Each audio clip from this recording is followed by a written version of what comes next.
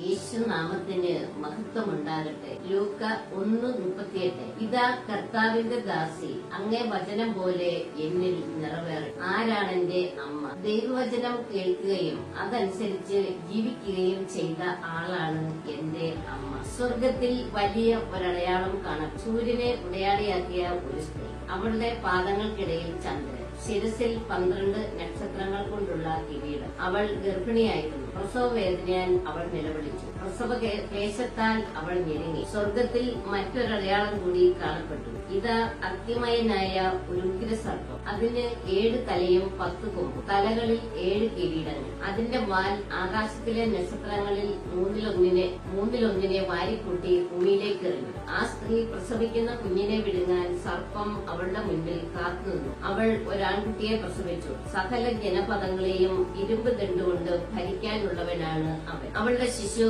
ദൈവത്തിന്റെയും അവിടുത്തെ സിംഹാസനത്തിന്റെയും അടുത്തേക്ക് സംവഹിക്കപ്പെട്ടു. ആ സ്ത്രീ മരുഭൂമിയിലേക്ക് ഓടിപ്പോയി. അവിടെ 1260 ദിവസം അവളെ പോറ്റുന്നതിന് ദൈവം സജ്ജമാക്കിയ ഒരു സ്ഥലമുണ്ടായിരുന്നു. ആമേൻ. ഹല്ലേലൂയ.